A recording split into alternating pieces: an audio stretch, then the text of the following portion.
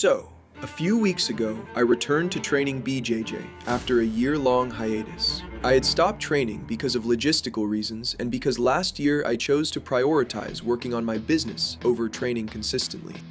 Even during that sabbatical I took from training jiu-jitsu, I kept training martial arts, as for some months I boxed weekly with a couple of friends.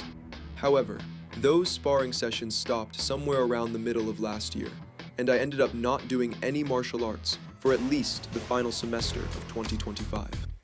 The malleability of the human spirit is such that one can very easily adapt to new circumstances and thus quickly forget the particular benefits of a habit or practice. As it happens, and I only noticed this after I came back to training, I had become totally unaware of the tremendous mental and spiritual value of consistent martial arts training, caught up as I was in the rush of the daily grind. The topic of training martial arts as a Christian man has always been the source of very heated debates, with some claiming that it's unfit for a Christian man to practice such violent disciplines. I stand on the other side, alongside those who claim that a Christian man is practically required to train martial arts, especially in a world in which the standard of masculinity is so incredibly weak and low. Bear in mind, this video is not about watching MMA as entertainment or practicing it professionally as a way to earn a living. Those are separate topics that require a different, more nuanced approach. This video is merely about the act of training martial arts. I felt it was necessary to clarify that, as most of the arguments against Christian participation in martial arts that I've seen are about watching it for entertainment or engaging in them competitively. Some Christians, however, are completely opposed to any and all forms of participation in what they consider to be a violent and degrading practice, including just training martial arts in a controlled environment. I understand where this concern comes from. Christ commands us to turn the other cheek, to love our enemies, to be peacemakers. How does learning to fight fit with that? The answer is that learning to fight and choosing violence are not the same thing. A Christian man trains in martial arts not to dominate others, but to protect the weak, defend his family, and build the virtues necessary for spiritual warfare. I believe most objections against fighting for Christians stem from a fundamental misunderstanding of martial arts as a whole, and about what actually goes on inside dojos throughout the world. The harshest critics of martial arts are almost always those who have never practiced any form of it, and can thus very easily make up false ideas in their minds about what practicing these sports actually entails. Few are the men who have entered a martial arts gym and emerged more violent. The complete opposite is usually true, as these places serve as training grounds for multiple masculine virtues, such as fortitude and temperance, both of which are becoming increasingly uncommon among men today. On the question of whether or not it's sinful to practice martial arts, Catholic doctrine provides a clear answer. Yes, training in martial arts is compatible with being a Catholic man, provided it is pursued with right intention, moderation, and alignment with church teachings on self-defense, physical formation, and the cardinal virtue of fortitude. In short, as long as you don't pursue martial arts training with the intent to hurt others, you do it moderately and safely, and not in an attempt to exercise unjust violence, it's perfectly fine to train and become competent martially. So, beyond the more important spiritual benefits, of which we'll talk about later, there are several important practical benefits to practicing martial arts, which are difficult to find anywhere that isn't on the mats. Skill. The most obvious benefit to training is learning the skill of self-defense. As protectors and providers of our families, it'll never be a bad thing to be physically capable of defending yourself and yours against unjust aggression. Flow state. There are few things which can get you into a state of complete focus, quite like martial arts training. When you're in the ring or on the mats, you essentially cannot be thinking about anything else beyond the combat you're engaged in.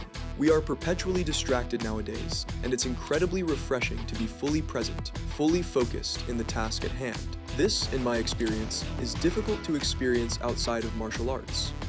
Clarity of mind.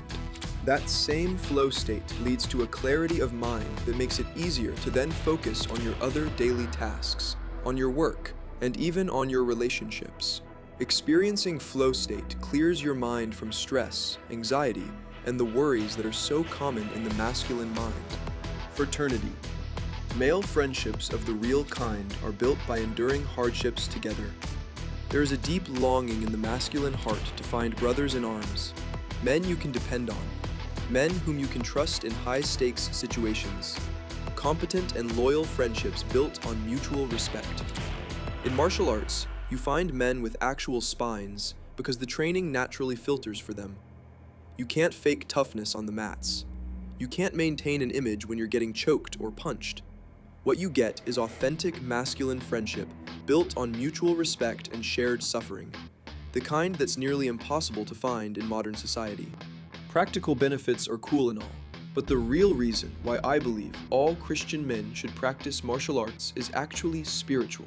Some of the most important benefits that a man will experience after training martial arts consistently for some time are not physical or practical, but more so mental and spiritual. Some might even argue that there is no physical benefit at all, as the toll that martial arts training takes on the body significantly outweighs any physical benefits that training might offer. But we're all decaying physically. In a few decades, we will all be hurting for different reasons.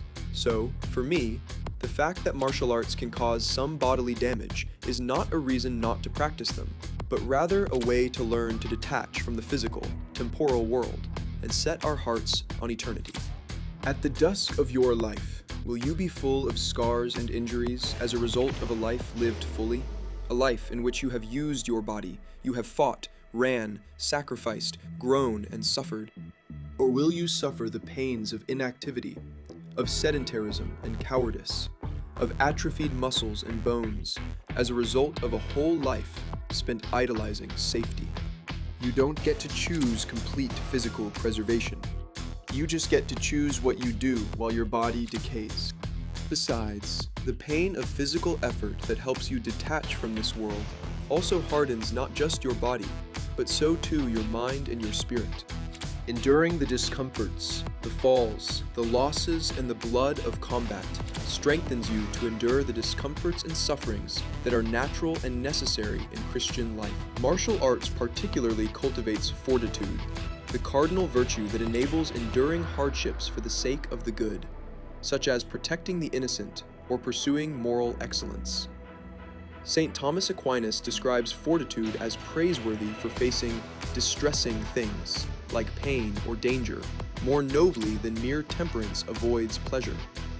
It involves not rash attack, but patient endurance, self-mastery, and hope in higher goods, even risking life for truth or justice. Pope John Paul II emphasized this Christian fortitude. For a just cause, for truth, for justice, one must be able to lay down one's life, transcending fear through love. It's not a coincidence that St. Paul uses combat metaphors constantly. Fight the good fight of the faith. I have fought the good fight. Ephesians 6 describes the whole armor of God. It's because physical combat training teaches spiritual combat principles.